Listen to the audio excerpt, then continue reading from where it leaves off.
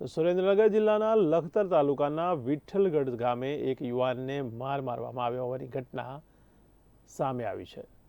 તો ગામમાં આવેલ ખોડિયાર માતાજીના મંદિરના ઓટલા પર રોશન બુટિયા નામનો યુવાન બેઠો હતો.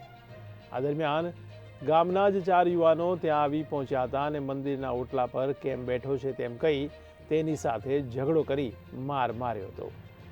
આ ઘટનામાં ઈજાગ્રસ્ત થયેલ યુવકને પ્રાથમિક સારવાર અર્થે લખતર લઈ જવાયો હતો.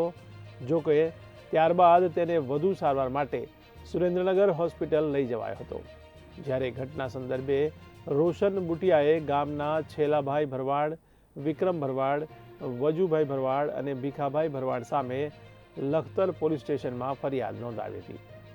પોલીસે ફરિયાદને આધારે તપાસ હાથ ધરી છે.